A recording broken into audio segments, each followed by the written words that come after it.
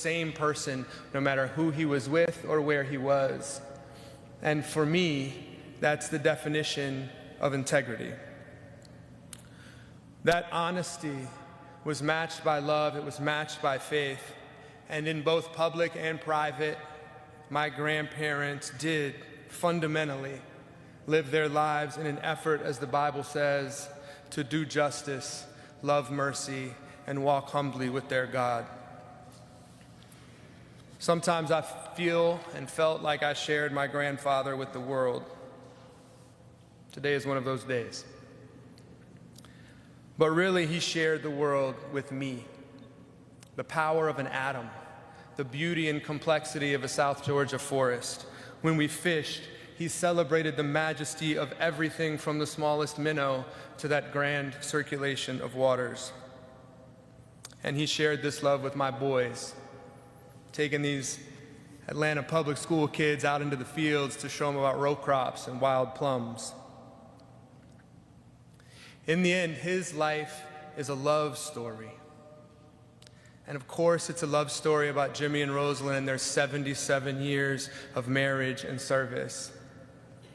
As the song says, they were the flagship of the fleet. And rest assured that in these last weeks, he told us that he was ready to see her again. But his life was also a broader love story, about love for his fellow humans and about living out the commandment to love your neighbor as yourself. I believe that that love is what taught him and told him to preach the power of human rights, not just for some people, but for all people. It focused him on the power and the promise of democracy, its love for freedom, its requirement and founding belief in the wisdom of regular people raising their voices, and the requirement that you respect all of those voices, not just some.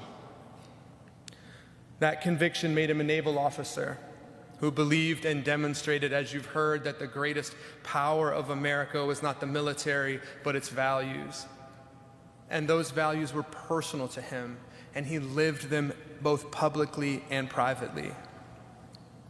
As you heard Stu say, as president, he gave voice to dissidents, stood up to dictators, brought countries together in peace.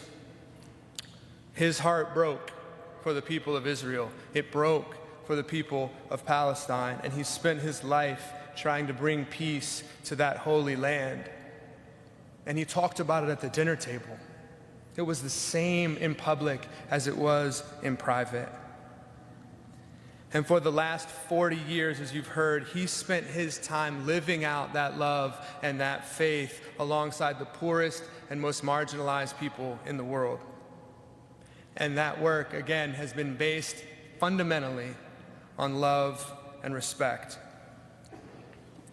The Carter Center has 3,500 employees, but only a couple hundred in the United States. The rest are spread throughout the countries where we work: Ethiopia, South Sudan, Chad, Bangladesh. And all of the Carter Center's programs are based on a respect, that same respect for the power of regular people.